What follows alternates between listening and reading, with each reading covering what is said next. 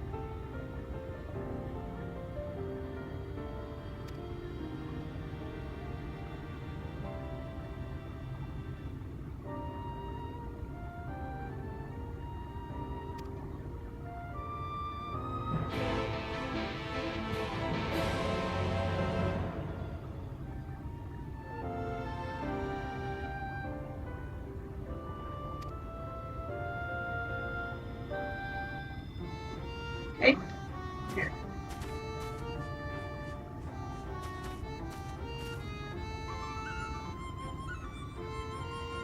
Sparrow?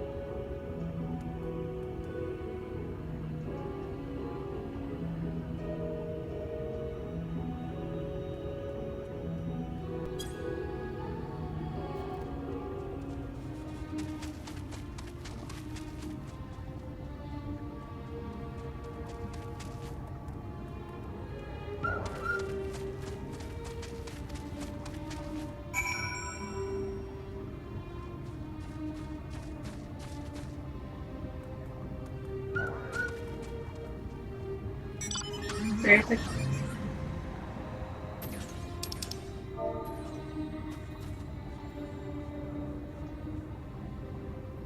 I can't see this. It's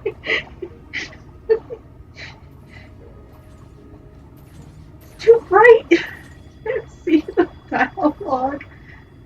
I think that's lovely.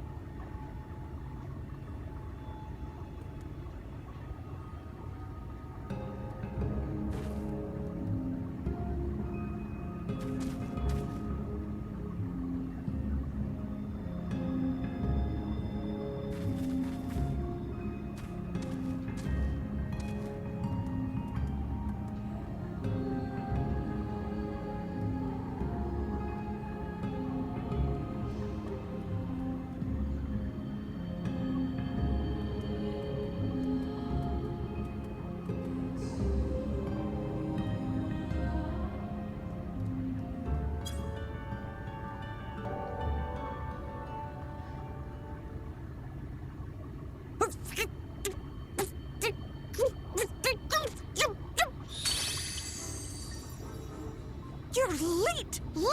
Late! I've been waiting for you to summon me ever since you came here. Waiting and waiting and waiting.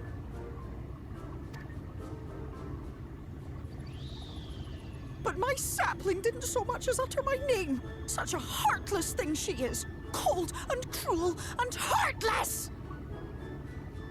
Sorry?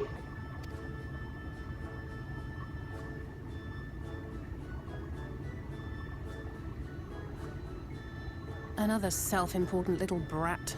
Just what we need. Reminds me of my childhood.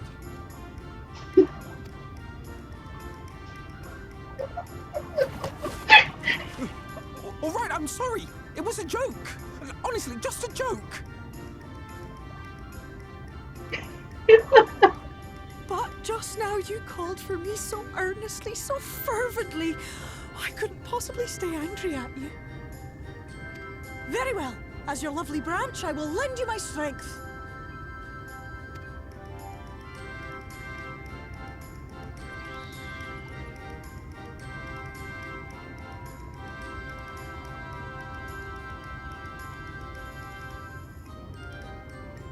Well.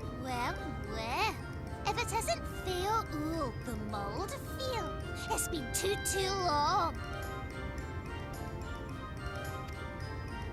Not long enough for you to think of any new games, though, apparently. If I were you, I'd be bored of myself. Now let me make something clear. That mortal is mine.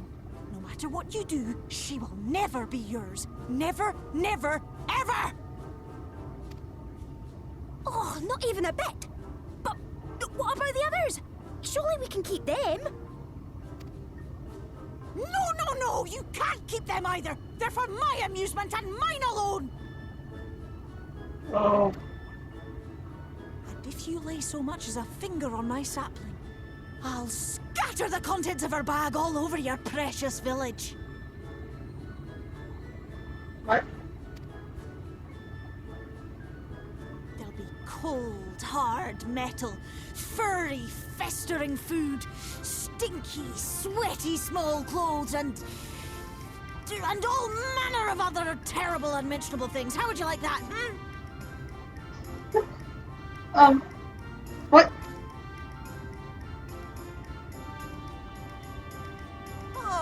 All right. But will you not at least let us play with the twins?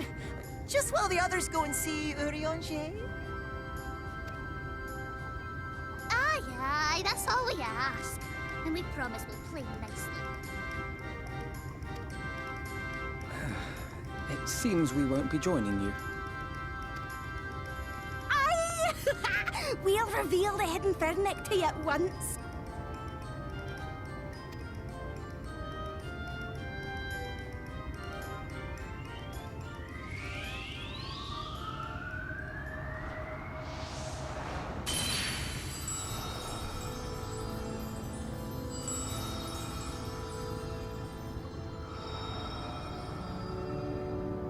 Wow.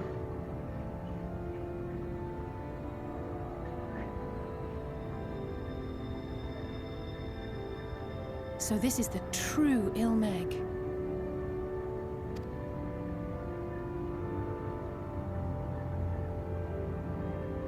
How are you feeling? Better. I think I remember the way now. Apologies for the delay. Shall we go and see Urianger? Your lovely branch is useful, yes? So whenever you're in trouble, you must remember to make use of me!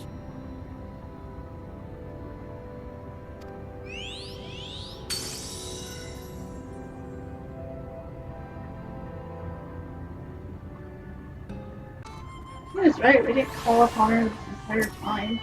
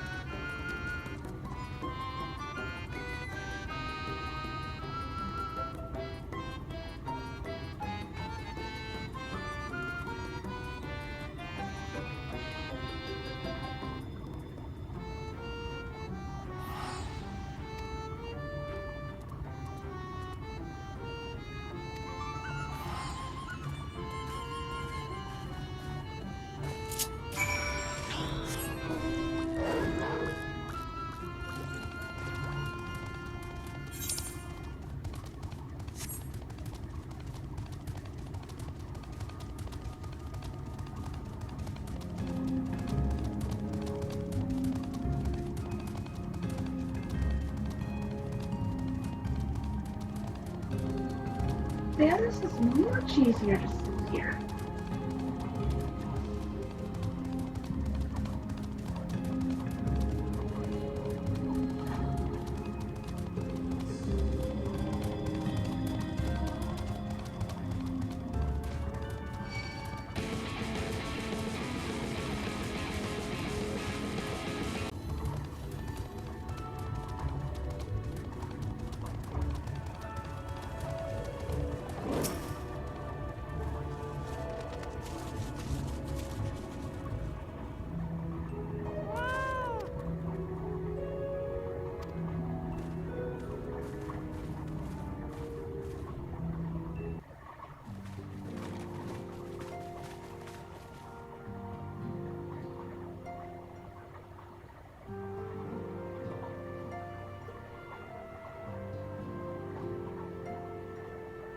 Urianger, are you in? Unto a world weary, a hero wends her way. The Exarch did send word that thou wouldst seek me out, but ne'er did I imagine thou wouldst arrive so soon.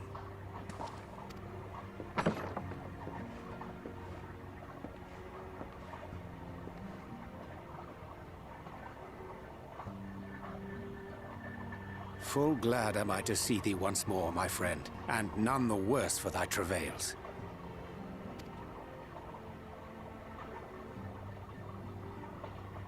Run along, Minfilia. We will meet you outside.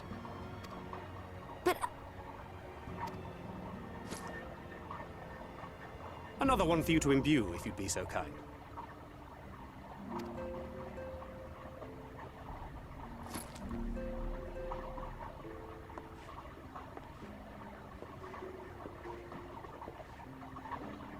I take it thou hast met with our other comrades already?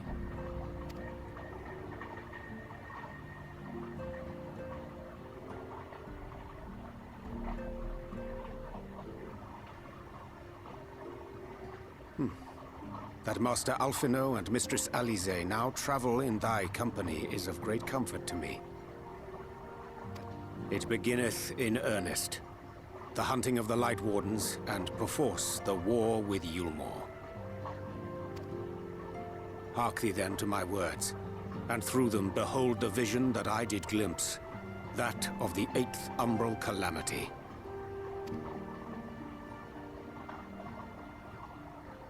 As I drifted hither to the first, traversing the boundary twixt reality and potentiality, I did bear witness to events yet to come.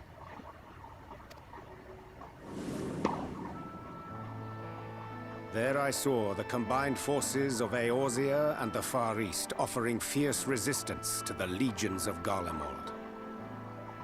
So fierce, in fact, that they did begin to push the enemy back. Ilm by painful ilm at first, then yalm by yalm, and malm by malm in time. Yet the joy they felt was short-lived, for in so doing they did force the Empire's hand. Faced with defeat, the Garleans turned to a weapon most vile: Black Rose. Its potency defied all reckoning. Once released, the gas took on a life of its own, wreaking untold carnage not only in Eorzea, but in the provinces of the Empire besides. From fighters upon the front lines to babes in their beds, none were spared. And as the casualties became too numerous to count, so did the fabric of civilization begin to unravel.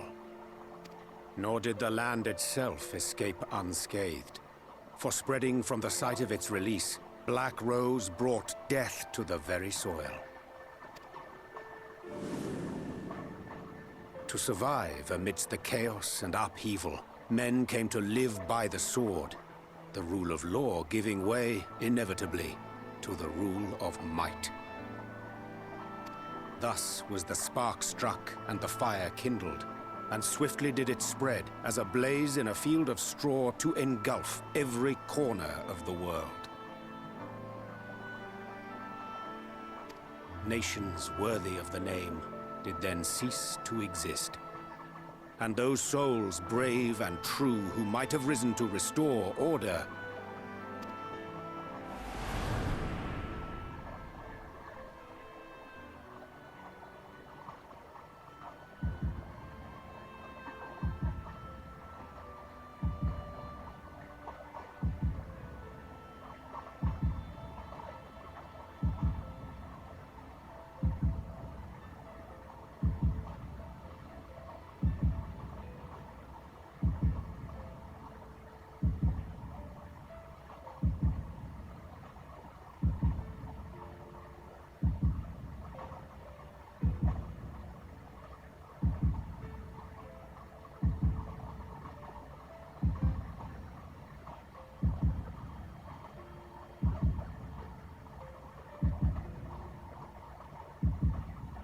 were no more.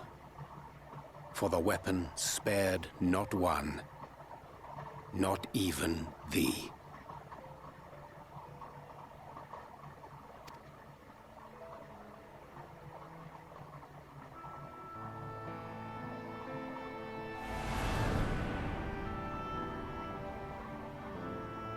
An endless age of war, begotten by the blight of Black Rose.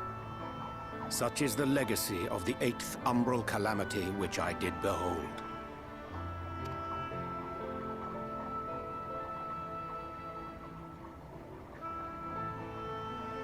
No matter the cost, we must forestall this tragedy.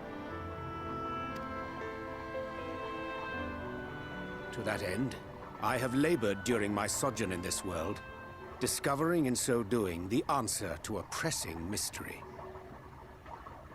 That of Black Rose's inexplicable potency. Come.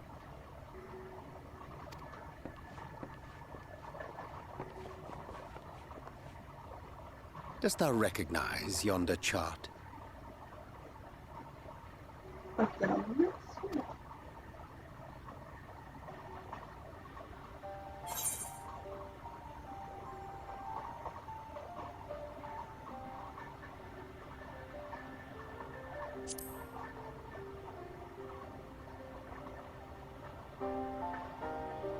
Indeed. 'Tis a rendering of the elemental wheel, such as one might find in classrooms across the source. As the chart maketh plain, our world is composed of 6 elements, in addition to which there exist 2 poles in fundamental opposition. Astral, the active; umbral, the passive. As a reflection of the source, the first naturally compriseth the selfsame forces. Yet, curiously, there is a notable divergence in their nomenclature. To be specific, the denizens of this world employ not the terms astral and umbral.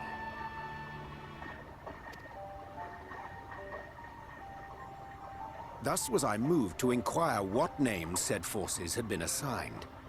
A simple question which yielded a most unexpected answer. Upon demanding the name of the pole aligned with activity and growth, I was told that as life's myriad colors combine to produce black, the people of the first had called it darkness. At this, did my mind begin to race. Yet 'twas only when I asked what name had been given to the pole aligned with passivity that mine eyes were opened to the truth. Peace and tranquility being as purest white, unmarred by color, I was told it had been given the name of light.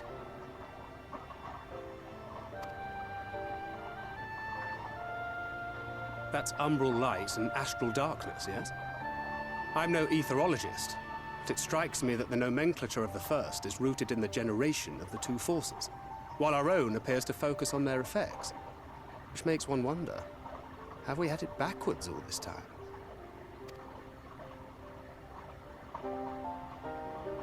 "'Tis indeed a compelling question, and one which beareth closer examination. Yet what knowledge we already possess sufficeth to explain the chain of events.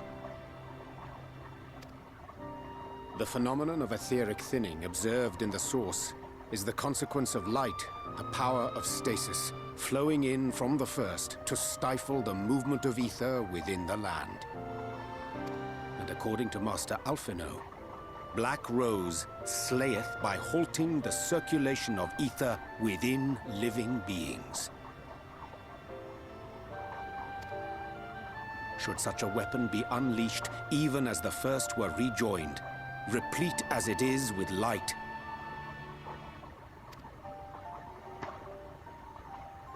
we would have a disaster of untold proportions on our hands. A calamity. Well, at least we have a better grasp of what we're facing. Our objective, however, remains unchanged. We are to eliminate the Light Warden of Ilmeg. Speaking of which, were you able to ascertain its whereabouts? Aye. 'Tis all but certainly ensconced within Leergear, the castle which standeth in the midst of the lake. To enter said stronghold, we must needs turn to the pixies for aid. Fortunately, I have become quite adept at courting their cooperation.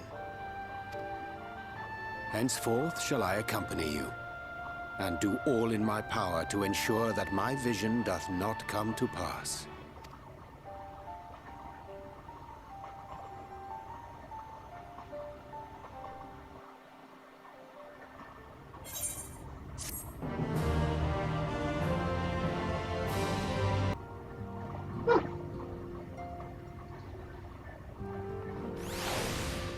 Well, that's it for today.